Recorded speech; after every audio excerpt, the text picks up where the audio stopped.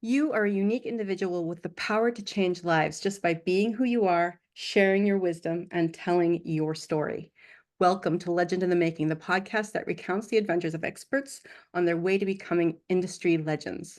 Today, as always, we are powered by Jen's Pen, dedicated to drawing out the wisdom, knowledge, and stories of professionals and transforming them into authoritative books that teach, inspire, and lead. Our legend today is Dr. Brian Kent. He's a strategist, innovator, and consultant, among a million other things. His recently published book, The R Factor, teaches small business owners how to scale their business using the power of relationships. Welcome, Brian, and thank you for being here. Well, thank you, Jen. It's always great to see you, and thanks for hosting me today. And I look forward to the next hour with you. Yeah, this is going to be really fun. So let's start out. Can you give the listeners a quick introduction to yourself and your journey so far? Absolutely. So, retired from the military about 15 years ago, U.S. Army retiree, went out into my own business, my own consulting firm. Have grown several businesses, opened and closed and sold. About a year and a half ago, decided to kind of share that wisdom because some of my clients were saying, "Hey, you need to put some of this down." So I teamed up with a couple of folks and produced the R Factor. We are happy that it's doing good right now. It was released early October. We are actually taking it internationally 1 February, I think, to 7 countries. So it's going to be a great couple of weeks. And then my background, as Jen was talking about, is as a business owner. My PhD, some people ask, is in technology transfer, which is why I actually work with small and mid-sized companies, but I actually consult for companies from one person to Fortune 100. So I'm not new to the different levels of business or the different levels of bureaucracy. Uh, how's As that, Jen? along with that. Okay, awesome. So your book is called The R Factor. What does that stand for? So the R stands for relationship management. So people always talk about their processes and their products, and then they glance over their people. But no matter what process or product you have, it really amounts to the people, the way the people interact, the people inside the company, your vendors, your buyers, the people, even your customers that you're selling to. There's a relationship there. Everything is not just as some people would say, an Amazon click. If Mhm. you look behind Amazon, they've just learned the logistics to make it work. But there's a whole lot of manpower and personnel and making that happen and how it works smoothly and how they hire the right people, how they put people on the right contracts. So it's really, I say every task and every sale has a relationship tied to it. So how would they go about forming and managing these relationships? Like, what are some, I mean, I know you just said there are a bunch of different relationships everywhere. What are some examples? Well, if you look at actually project management professionals or through PMI, it talks about them as stakeholders. If you look at ISO 9001, they look at it as parts to the process or people in the process. So it depends on how you're looking at it with the lens. I look at it as a business operations piece, and under business operations, uh, the employee has a manager, the manager has a vice president or a boss, and then when you look at the salesperson has the customers that he's trying to sell to. On the operations side, we're trying to control costs, and the finance side, we're trying to control costs. So it's really the relationship of any product or process has a 360-degree relationship management has to be managed by Mm. somebody or multiple people within the organization. I remember reading your book, and there were a lot of different concepts that were new. One of them was this idea of the risk quadrant. Can you talk a little bit about that? Absolutely. So when I work with companies to break down risk quadrant or the opportunities quadrants, it talks about I put everything in 4 quadrants or one of 4 quadrants. The first quadrant, what you call quadrant one, I keep it pretty simple, right? So that is, are we selling to a current customer with the current product? In other words, it's just repeat business. They're buying the same thing. Quadrant two is a new customer with the current capability. In other words, we actually have our sales force or our operations folks talking to new clients and new customers to buy something we already do and we already do well. Quadrant three, the risk goes up a little bit. It is Same customer, new product. In other words, we believe in the new product enough we're sharing it with our existing customer, because if it fails, it could jeopardize our current relationship. So there's a little more risk to that. Mm-hmm. Then the last one is a new product and a new client, which is well, I'll say the most risky and the hardest sales cycle, because now the customer doesn't know you. He may have heard of you, and you're also trying to present something that you don't have a lot of background selling, or maybe you don't have a proven process for it to be sold. So you have to convince them, one, to trust you and to trust the product that you're learning yourself.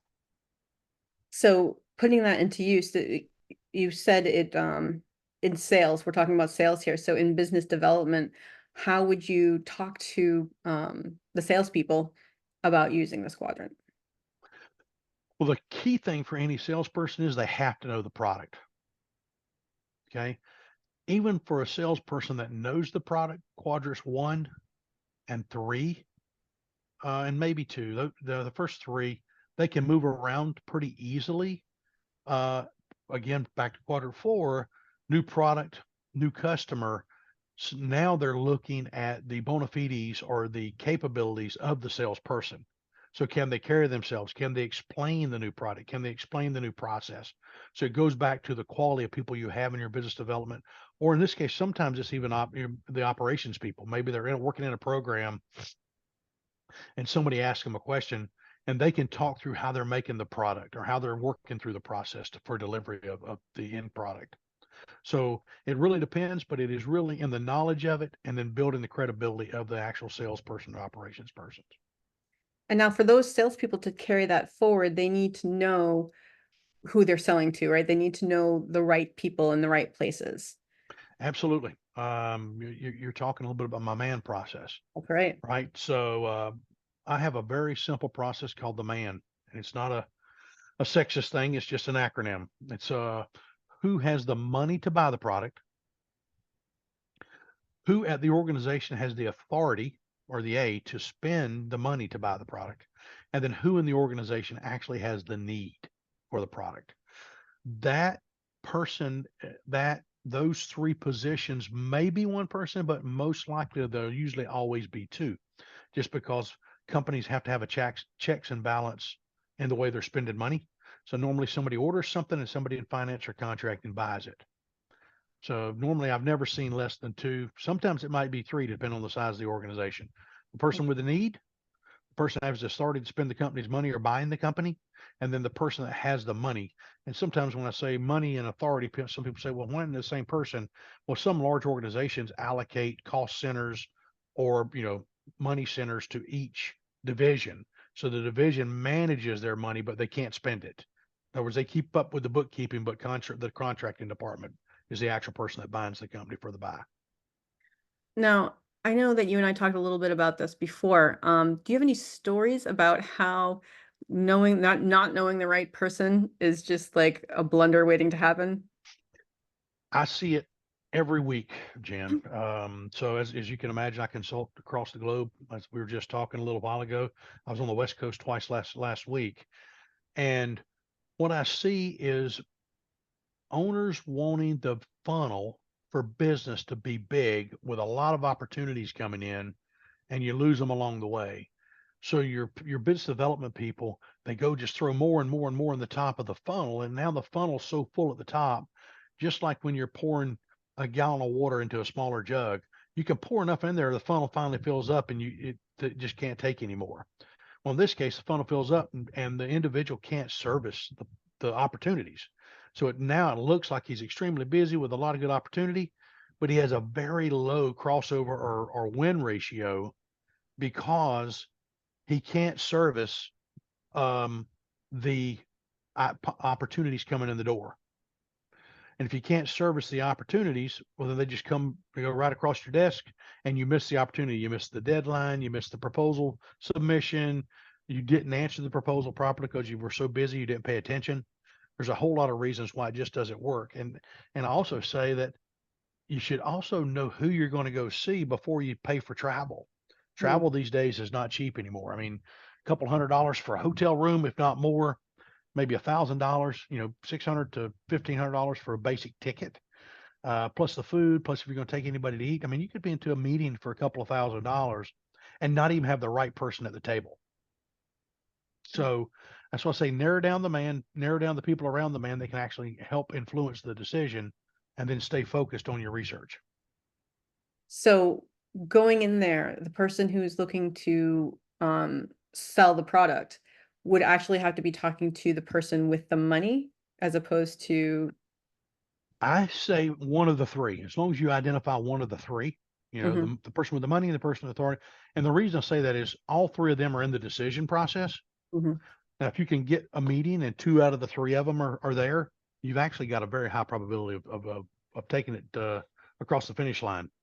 The challenge you have if you don't know how the process for the company that you're approaching works, you're probably going to spend a lot of time going to meetings, and you're talking with a lot of, I'll say users, but not the person that can approve the need Mhm. for what we need to buy. Um, so going back to the idea of there being finding these people and there just being too many to fill the funnel, that are kind of overflowing from the funnel. What is the process that someone would use to choose which one you actually go after? Um, I normally work with my clients to build, if you have one salesperson, the old saying, you can do probably three or four things really good and 10 things really crappy. Sales is the same way. You probably can put about 6 to 12 leads in the funnel that you can physically work. Now, if one or two of them fall off, throw two, four more back in, new ones back in. So I'm not saying it's not an endless flow of opportunity. Um, and then as you start identifying who the people are, what the need is, what are their hot buttons, what are the things they need to accomplish, how do we satisfy their need? How are we the best capability for the weakness? Now you can start locking in the meeting, and out of the 10, they're in no particular order, because as a salesperson, you want to close as many deals as you can. So that's why you don't want to have so many coming at you. You can't service them. So then one that should be a really easy win goes across your desk because you're so busy you didn't have time to pay attention to it. Right, right. All right, so that's some of the information in your book. Let's talk more about you though. Okay. Can you talk about maybe a pivotal moment in your career? Oh, you want the success or the failure, right? One of each. So one of each. Okay. Wow. Okay. I think success wise, it's when you land that first deal, or you land your next biggest deal because you did your homework, you did your research. Um, I remember probably when I left the service, my first opportunity on that time was a big contract. It was 300 and I think $40,000, and we landed it, and I was elated that we had done that. We had only been in business about 2 or 3 months, Wow. and we got the contract, and my partner that was with me, I was with him, and basically said, hey, all right, we're going to go have a good dinner, nice bottle of wine, and just savor the moment of this win. So we did. So we went and had a nice dinner. But anyway, that was a high moment. So then, now your next high. So the next one was when we made our first $1 million deal, and we made our first $10 million deal. And then, of course, the pinnacle for me was when I closed one deal in my last company for 976 million. So the as you set these goals, you just continue to work to make yourself and your team better with each step, and surround yourself with these people that follow the processes and can think and use common sense. Um, Which sometimes but isn't so common. exactly, sometimes common's not so common. I think my failure has been um, a couple of things. You learn, like my first real estate deal that went bad. Right, I learned early on that real estate agents aren't always the best real estate advisors. Uh, Mhm. in fact, from my experience, about 85% of them are not good advisors. Some of them get real estate investing, and most of them are transactional real estate agents. And there's nothing wrong with that because we have to have them to make the real estate market go. But if you're a real estate investor, there's a lot of nuances to that. And of course, I think my second or third house we bought, we probably lost enough money on that one that from the money we made on the first two. And so that taught me to understand all of the transaction, understand the neighborhood, understand all about the properties, understand the nuances that are happening in the real estate market. Now, some things like 2008 you can't get around because 2008, probably one of the biggest real estate deals that I had done at that time, and I had 5 banks interested in the deal in June, 3 in July and 1 in August, and by the time we closed September, I had none. So I turned in from a real estate investor to a politician. I was dialing for dollars with all my friends and family because I had paid 25% of the property down Oh, as an wow. earnest money. So Mm. we had to close the deal. Fortunately, people trusted me again through my relationships, Right. and we were able to raise the other 75% of the money to close in cash on the property. Wow. But now I had a bunch of friends and family that took me a year to unravel that for a traditional loan to get it where I could do the upfit. But again, shows again where the relationships are key because I would have lost a huge chunk of money by not being able to close that deal. Right. If So you didn't have the relationships those you are kind have. of two failures there. That I took as learning experiences Mhm. That's and have used them to become successful in real estate as well as regular business. so with the first story that you were talking about where you had that huge deal like a few months out of the gate. I'm assuming that relationships led to that as well. Can you tell us how you sort of achieved that? So yeah, so when I left the service, a lot of people knew me and knew my capabilities. Mhm. Some of them didn't know I was even leaving the service.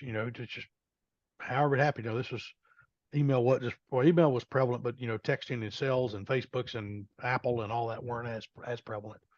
Um, so it was just through a friend of mine that said, "Hey, somebody would like to talk to you about doing something." And so I went to Washington D.C. and I sat down with them, and they kind of gave me their problem set. And so well, give me just a few minutes, let me think about it. And so Mark and I were talking about it, and we came back in and said, "Hey, if you want to give us this task, this is how we'd solve it." And they go, "Wow, nobody's given us that solution. We really like that idea. How much would that cost?" I said, "Well, give me another minute or two." So I pulled out my notebook and I scratched out and I said, "How's this kind of price strike you?" And they said, "Sounds fair enough." And so we shook hands, and I knew how they were going to buy. I knew how their contracting system works. So it just took a little while to get the paperwork. We probably took about another week or 10 days to get the paperwork, but for all intents and purposes, we were ready to move out the next day based on the handshake and the way that we knew we had given them an idea to solve their problem that nobody had given them before. So it's also a lot about out of the box thinking. I think I always ask the 5 W's, and I think you and I in the past have talked about the five W's, right? Like, Mhm. why is something happening? Ask why 5 times, or maybe 3 or 4, definitely 5. You'll figure out what the root cause is to the problem.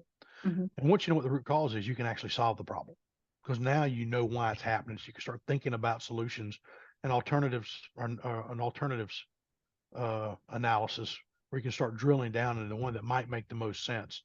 And then once you have that kind of thought through, now you can start laying out, okay, if that's how I'm going to do it, start thinking about now how you would price it and what it would look like for a project. So when you say ask 5 whys, is there a story that you can tell about that? Absolutely. So there's a story about a park, right? And the park maintainers are coming to the city manager because they need to replace some statues. And the park manager or the city manager goes, "Why are we replacing these statues?" They go, "Well, they've deteriorated." He goes, "But we bought all the statues at the same time several years ago." They go, "Yeah, but these are deteriorating faster." He goes, "Why are they deteriorating faster?" He goes, "Well," the park manager goes, "Well, we have to clean them more often than the others." He goes, "Well, I don't understand that at all. Why do we have to clean those more often?" So that's your third why. And so the park manager goes, he said, "Well, sir," he said, "because there's bird feces and bird poop all over the ones on that end of the park."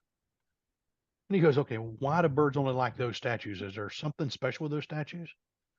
So he went back and he realized, he said, well, sir, he says, on that end of the park, it gets darker earlier. So we turn on the lights at night there faster, which means all the bugs congregate to the lights on that end of the park, which means all the birds move to that end of the park to eat the bugs. And then they perch on those statues and they poop on them. And so therefore we have to clean them more often.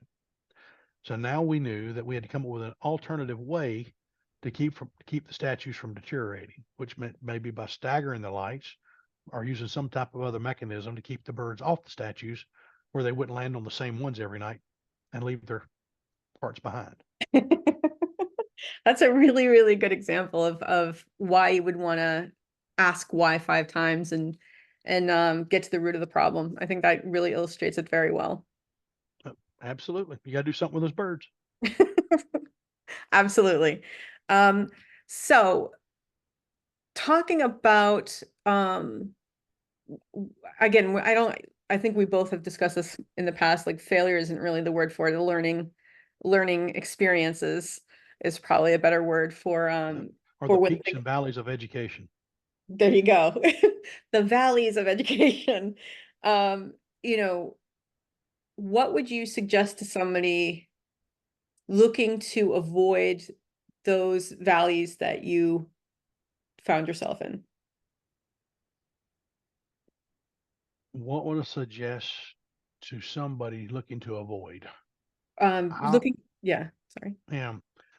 I tell people regularly, think, and think often.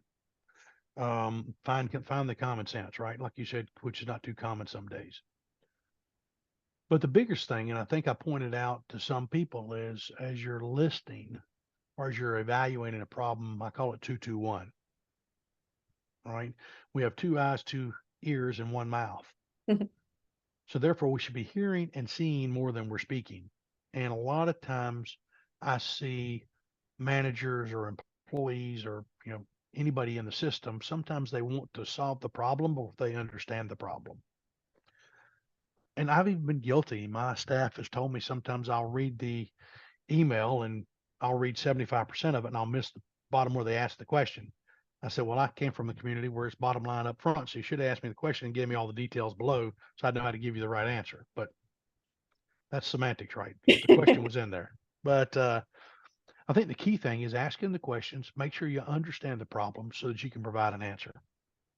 The right answer. Well, I'm not going to say it's the right answer because sometimes there's more than one right answer. Hmm. Do you have an example of that? Like in our bird scenario, do we Right. come up with staggered lights or do we come up with something to keep the birds off certain statues? Right. Sort of Both see. are right answers. So, and it's not like a standardized test where I'm telling you, give me the most correct answer. Right. Most correct answer. Yeah, that's true. That's true. Um, so how would you I know we're talking about relationships. What what is the approach to relationships that you take that you think is different from what other people are doing? Well, one thing I do is I try to evaluate people as the people. I used to laugh a little bit, one of my companies was a little larger. It was kind of, I used to call it like my little island of misfits. Nobody really fit the position they were in, but that's the position I'd put them in. Okay. And the reason I say that is if you have a motivated, loyal, and smart person, they can do a lot more than an educated person with no motivation, Mm. Hmm. right? So sometimes that personality and that relationship, just like if you think about salespeople back 20, 30 years ago before the internet, where they had to do it by relationship management. It was Right. how they made friends, how their customers believed in them, how they approached people.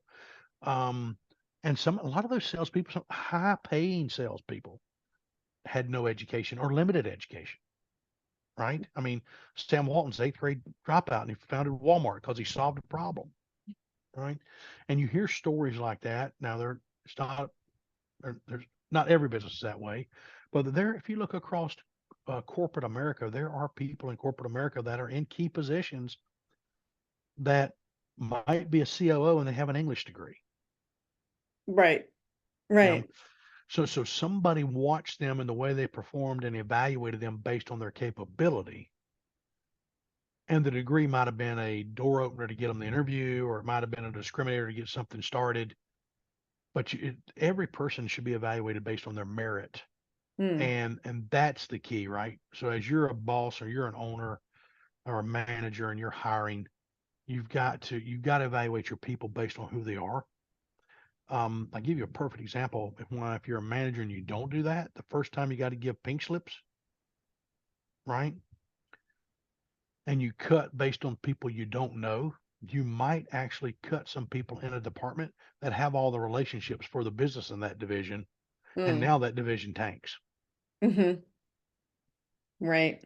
And I have seen that in large corporations that all of a sudden a division just dries up because they cut the one or two people that were really the bread and butter of the division. And they kept some of the leadership. The leadership wanted to get fired, but they didn't want to tell the boss that they weren't the ones that really doing all the business.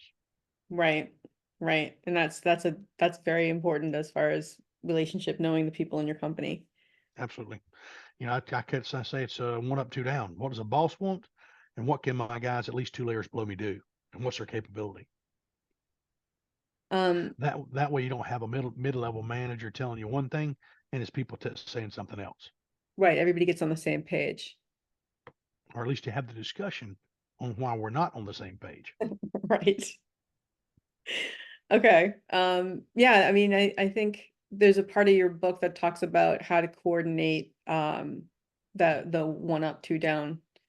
Um, Absolutely. Yeah, I talk about that. And when I talk with companies as I'm consulting, that's one of the things I try to understand. Some people call it a org chart. I call it a functional chart, mhm. right? You identify the people and the function of what you want them to accomplish. Because too many times when you just say org chart, they believe that's just their span of control of who they can control. And okay, I'm your boss, I'll be in charge of your eval. But that doesn't mean we understand all the functions under the job titles unless you call them functional. That way, the boss should know the functions of all of his people. Right. Okay. That makes sense. Um, so what do you think differentiates someone who's good at what they do versus someone who's like truly legendary? Hmm.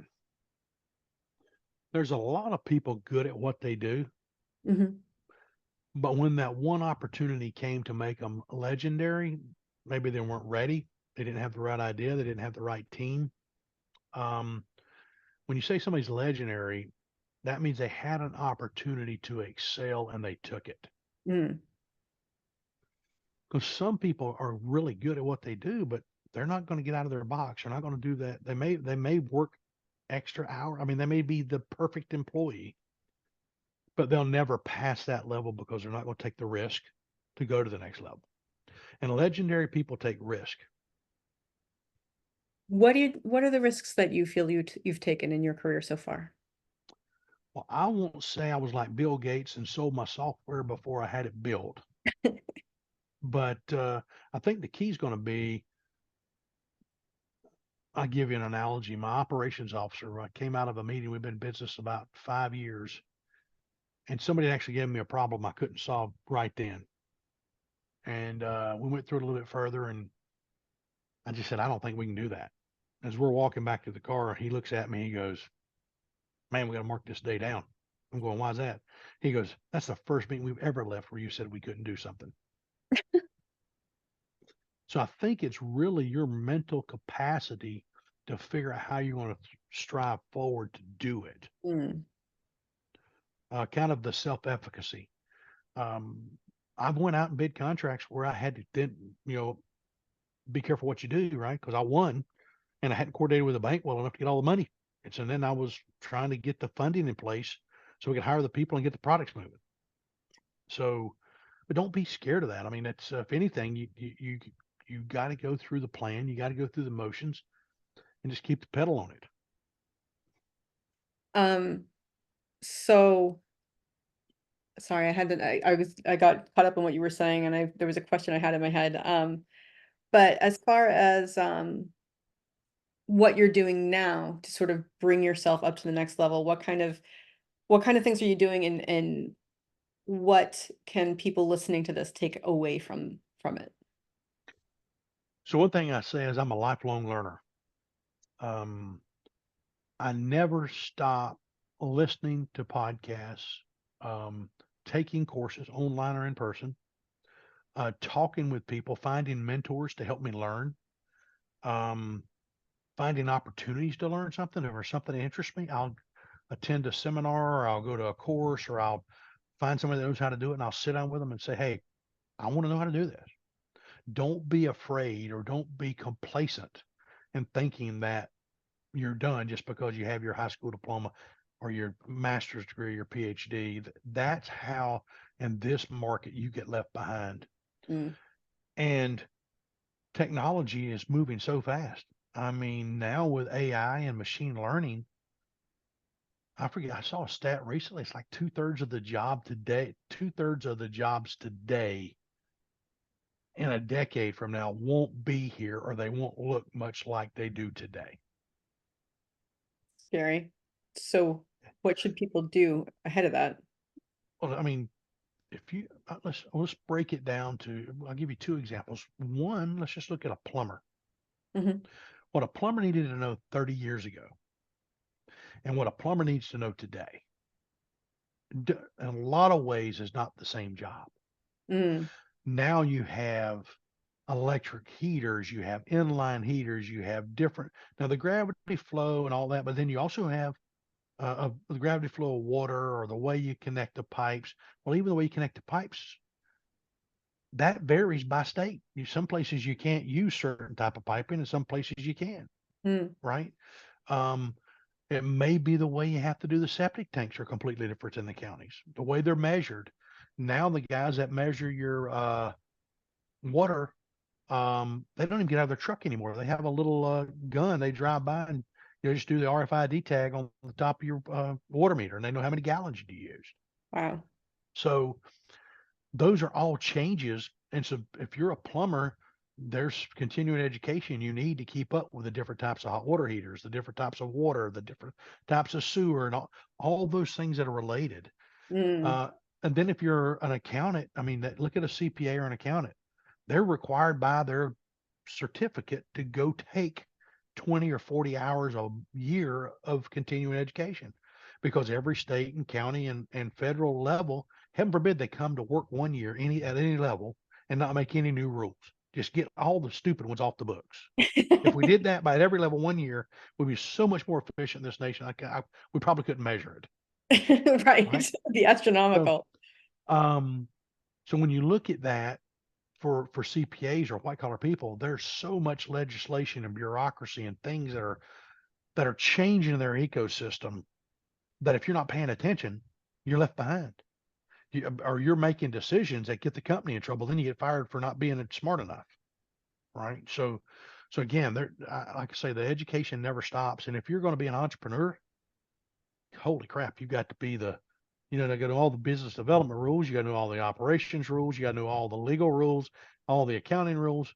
And if you don't know them, you dang sure better hire somebody that does, that you trust, That you trust. Two and key and, components. Hire someone that you trust. and trust that they're doing their CEUs to make sure they're advising you the right way. Right. Because as Right. the owner of the company, you're the one responsible.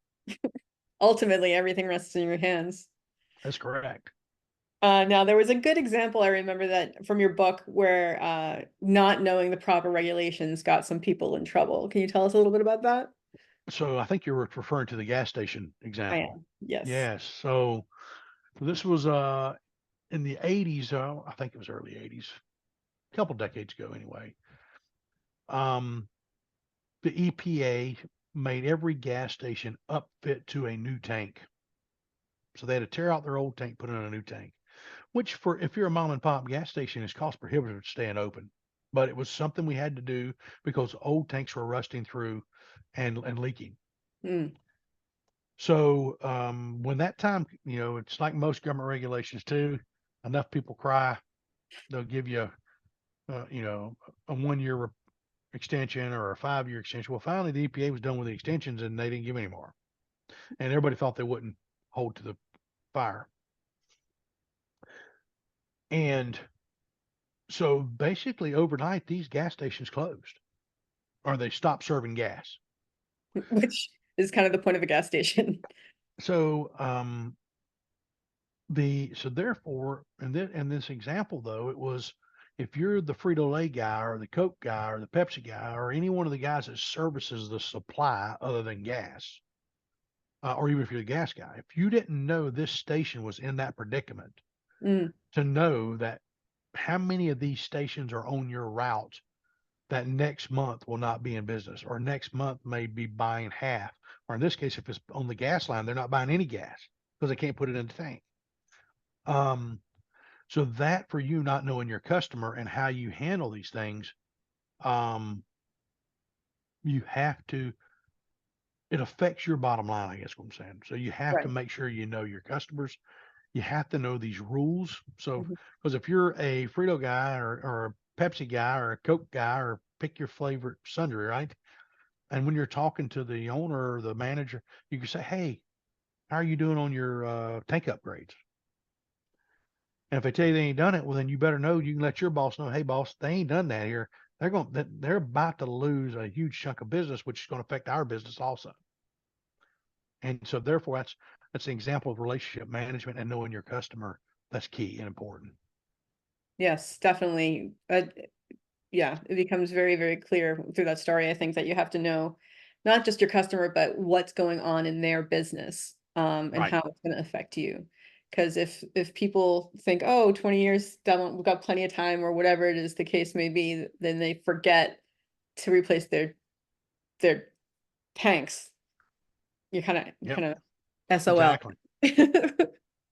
Yeah. I mean, yeah. I mean, you know as well as I do. Nowadays the gas is just to get your car to stop, and then they want you to get inside, and they want you to get a Coke, they want you to get a candy bar, they want you to, or one of these, Red Bulls is $5 instead of $2 like a Coke, or a loaf of bread or a package, or whatever it is, and that's all extra money for them. Now, of course, now they're selling lotto tickets too, but without gas, you're not stopping, and all that stuff starts drying up. Right, right. No one's gonna. Unless you got somebody that's a real good cook that everybody stops by there for the fried chicken or the chicken wings or the whatever it is for flavor of the day, or the pastries are fresh. The pastries are fresh. Yeah, I mean, that's not really likely to happen. You have those heat ovens that you open up and they've been there for like 3 days. Well, in that case, it's usually a mom and pop place. Yeah, you're right. If it's a chain place or kind of a mid-sized type thing, they're all of their stuff's frozen. Or you find a mom and pop, and you got the lady that works in the back as a baker, and she makes the best, like guava and cream cheese croissants or something. That people stop there just for that. And a lot of times they don't even get gas, but those are few and far between. Right, definitely, definitely. All right, so if you were talking to someone, let's say like when you're meeting with a new client or potential client, what are the questions you're asking them and why? There you go. You answered it. Why? No, I'm just kidding. So the first question I ask is, what's your vision? Where do you want to be next year? Where do you want to be in 5 years? Matter of fact, the sheet that I normally give them, I tell them to give me 1, 3, and 5. One year, 3 years, and 5 years. And for a tech company, I normally say 1 year, 18 months, 3 years, Mm-hmm. because there's major changes every year to 15 months in IT companies. And then the other piece to that, I ask them why. You know, what's your strategy and why is it important to you and why do you want to do it? Mm-hmm. Because I have to understand. And unfortunately, most time when somebody refers somebody to me, they're at that pain point that the why is. They're like, "Oh my God, I got to save the ship." But the key thing is what are they willing to put into doing it? And I've actually talked with entrepreneurs that think I'm gonna run my own business because I want to go to work at 10 and get off at 3. And I'm like, "You do you?" I said, so you better open your business as a part-time business. Keep your day job until you see how well your new business is going to work. Because it's at was it 95 or 97% of new businesses fail the first year, the next year is 97% or something like that. And it gets down to where less than 1% of businesses that open are open after 10 years. Right. And Mhm. so if you think you're going to jump out there and start a business, the odds are against you. You might make the NFL easier. Gotta train for that though. You got to train to be a business owner. That's right. That's right. Okay, so someone who's kind of looking to up their game, make their mark, um, you come to them, they come to you and you ask them what their vision is and why that's their vision. Like, what are they doing it for? Because that kind of gauges their dedication, right? If it's just about the money, they probably won't make it Right. Right. because money gets hard in startups. Yep. Now, and you look at right now, 15 months ago, again, look at what you're going to be in 12, 15 months. 15 months ago, venture capitalists were throwing money at everything they could buy. Right. Now, I've got deals right now that I'm trying to put together that have guaranteed returns and can't find VCs to show up. Wow. Wow. That's how much the market's changed. So keep on top of the market as well. Yeah, I mean, because it's you better know where you're going to sell. I mean, I had one go, oh, we'll get this into. I think one of my clients, I'm going to get this into Walmart. I said, so have you already identified your distribution channel or your manufacturing channel? No, no, I hadn't done that. I said, so you think you can make 50,000 of these things every month? And he goes, well, no. I said, well, why would you go to Walmart? Because if you can't stock a pile of stores across the U.S., they're not really interested in you. Same with these big stores, they don't buy five. Right. Right. And a lot of people that think they've got something ready to go to Walmart or one of these distribution centers, they move truckloads. I mean, I had an opportunity to build a new SIM chip and was going to build it with Nokia. I don't even know if they're around anymore because they couldn't figure it out either. They were stuck in the past, and was actually going to pay them to to build this chip for me, and they could not get it approved because I only wanted about 20,000 of them, even though I was going to pay for all the engineering. Oh, Because wow. if I was not going to buy a million chips, they weren't going to slow down Right. Yeah, that makes sense.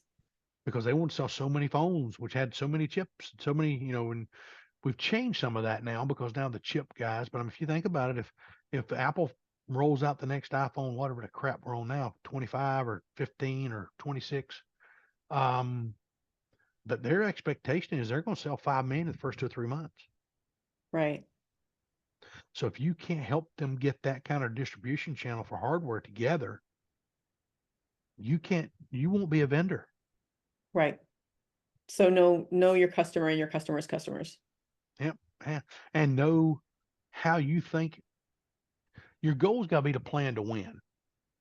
And some people that'll watch this probably won't remember this, but I remember a commercial about putting your advertising on the internet, and you had a 12-person company gather around the computer, and they had just advertised on the internet their product, and it went ding, and they sold their first one. Man, they're high fiving and slapping hands, and man, we're a great day. And all of a sudden, that thing started rolling like a freaking top, and 100, 150, 200. All of a sudden, they were panic and fret.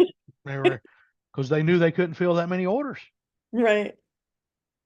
They hadn't thought about what if we're successful. That's yeah, you get a plan for success. Yeah, absolutely. Um, so if someone is, whether it's a company or a person, um, if they are in a downward spiral, like they're failing, right? So that's what a lot of times why they come to you. Hmm. What are the common causes of that Failure to plan. failure to plan? Um, Two examples. One, they didn't go get the cash they needed up front. Borrow when you don't need the money because when you need the money, nobody's going to give it to you. Right. And the second thing is they have an engineering mindset that they Okay. can always make the product better. They can always make the product better. And so therefore they continue making the product better and they go through all their money. So therefore, when they actually have the product ready, they don't have the money to take it to distribution, or they never get it to the sales team to go get it to sell because they're always making it better. Right. Right. So those are usually the two biggest reasons I see. Because it's literally about the money or the product, right? And from the money or the product, but then it's the person. It's usually the manager. I've had people say they'll never work for when a tech company work for a tech manager that's the owner, Mm-hmm. an engineer that's the owner, because he or she always wants it better, or they don't know how to explain it well enough to their buyers because they're so techy or they're so educated in their product. They can't explain the operational utilization or how to use it or how it would improve your life.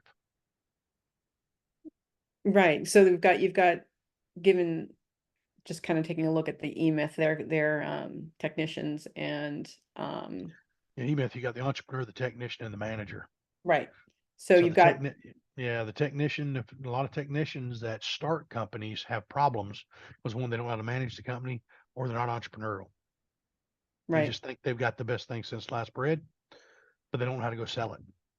right. And they don't realize that it doesn't matter what you have to be able to sell it. That's right. Okay. Um, so are there any resources or books or practices that have been instrumental to your development? I mean, other than the R factor. Other than the R Factor? Well, clearly R Factor is the first thing they should go out and buy.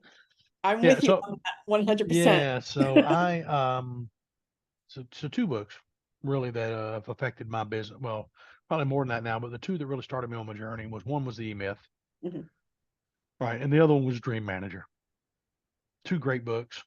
Um, I've read the Good to Greats, and I've read the different biographies on leaders like Jack Welch, and I've done the 7 Habits of Highly Successful People and all that. But the two, the E-Myth and the Dream Manager, talked about the people Mhm. and how the people's needs make the company successful. And if you apply those two things, just like the R factor, if you apply the people and the relationships to the processes or to the business, most of the time you're going to get to success. Because if you don't think about, I'm not saying go to I'm still not, the jury's out on me on this unlimited PTO that some companies are trying. But there's got to be a way for you to work and understand if Johnny or Susie or Sally are having a problem of some kind, Mhm. or if the job has changed and they have to have some help getting the education, or they may live paycheck to paycheck, but you've changed the job enough that maybe there needs to be some OJT, or there needs to be some professional development maybe the company needs to pick up. Um, and OJT doesn't mean it has to cost a bunch of money. It means you get a good manager that can go in there and you may have to put an extra little time on a couple of people to make sure they understand all the new stuff, right? Or somebody to sit down and really write all the new procedures. So again, I read books that even some of the self-help or the leadership. I've got half a bookcase here of leadership books. Um, Most of the ones that weigh in better for me is that hero or is that owner or is that person that talks about the people and how the people around them helped them, or how the people around them and how the mission was successful. If I get too much of an I, there's no I in team.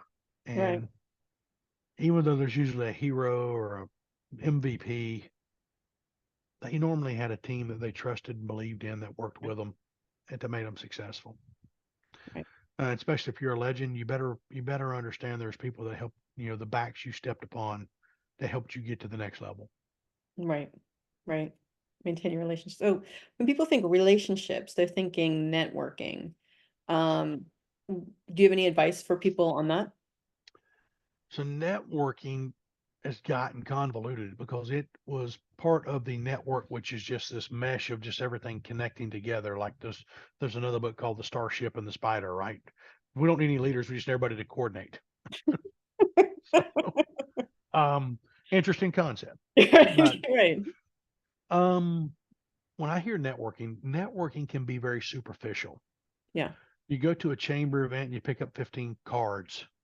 Then you get back to your office next morning and 8 of them, you don't even know what the heck they even do. Mhm. Right. That's not building a relationship. When I say building a relationship, it's,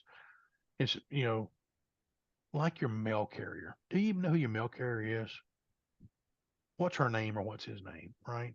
What's their pain point? Did you give them a tip at Christmas?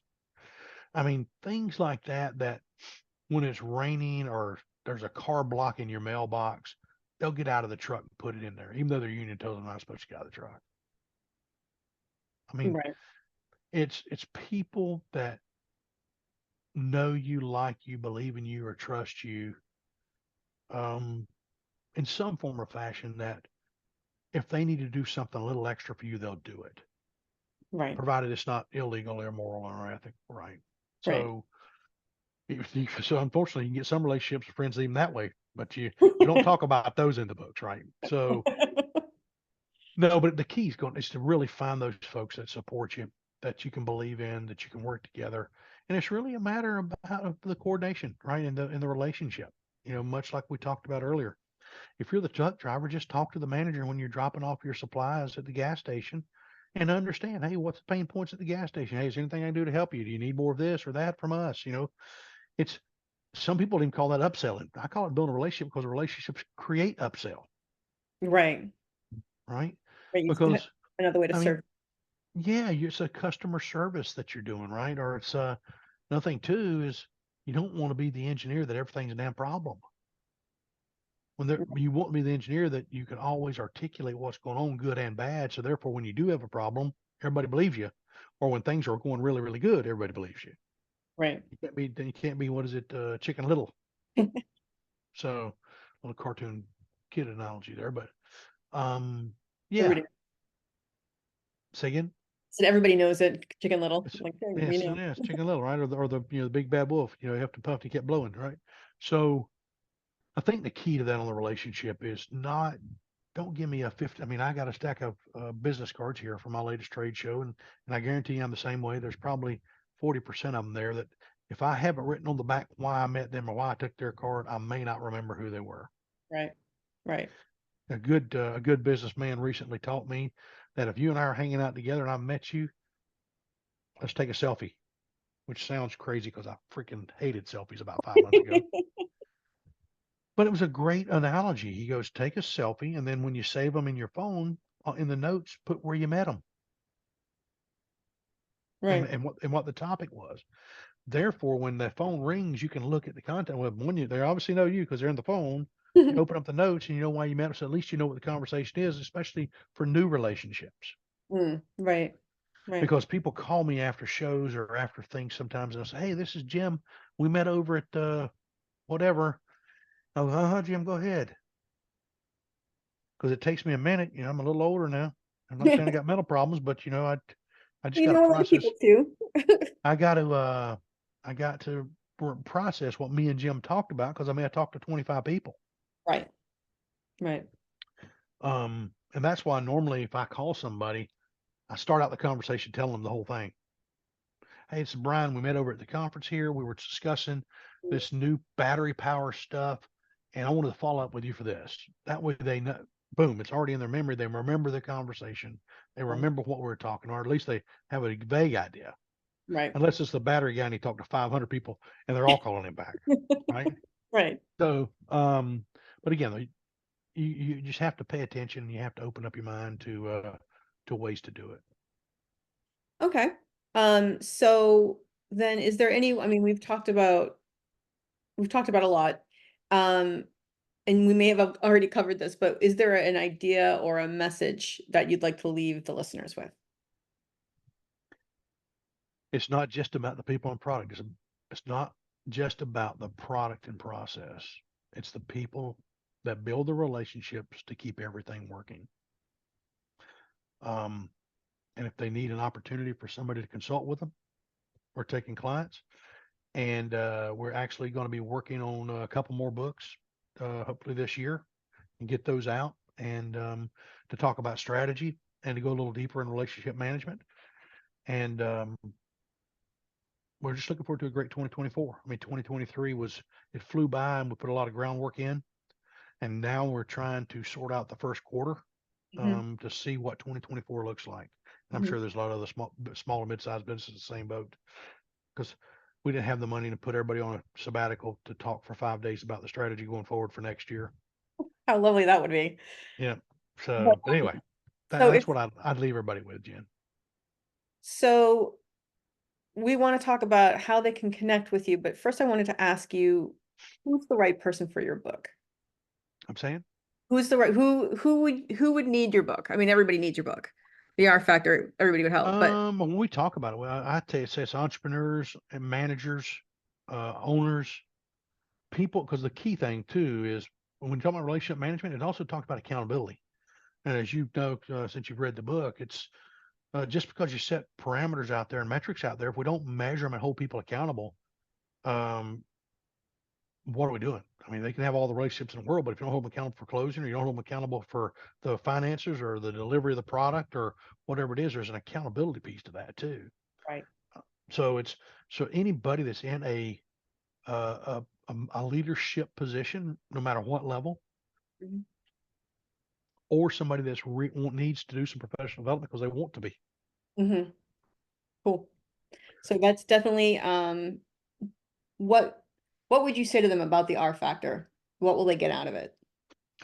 I think a couple things. One, they're going to understand the uh, functional org charts, so they can understand how to measure and hire the right people. They're going to understand the difference in setting metrics and which ones are important. They're going to understand how to set metrics to hold people accountable so that you can have that discussion. So for people that can't seem to conform, they're easy to get rid of because you've got the documentation, because you put it out every day. Or you put the metrics in there to help the company scale, right? So you can start setting those benchmarks in the scaling. And then the last thing is talking about really the finance part to the relationship, how your finance people have to know what business development's doing, have to know what operations are doing. They have to be able to talk to the bankers and the people that are giving us our credit lines so that the company runs. And when you have that one goes to 100, you can pick up the phone and the person that's normally going to help you with your finances can jump in and make sure we have the right line of credit, we have the right financing in place, and your finance people can then make sure. It's great when you got the money to do the product and you deliver the distribution and everything else. Then your finance people can focus on how to keep what you've made by doing your tax planning properly. Right. So it runs the gambit. Well, Um, it's a business process book. It is about relationships inside, outside, up, and down for the company. every single relationship is important. Every relationship is important. Yeah. Even the director of first impressions, our receptionist. Right. Right. I remember that part of the book. All right. So where can listeners connect with you? How can they learn more about you? First of all, is BrianLKent.com is the website. Is Brian with an I, not a Y, Brian with an I. And then if you want to email me and just want to have some conversation, see if it's something we can help you with, then there's a link on the website for a contact us or your contact us page, or it's Brian@BrianLKent.com. So it's real easy. And we'll also put the information on this, in the information for this podcast as well. Perfect. All I right. appreciate it, Jen.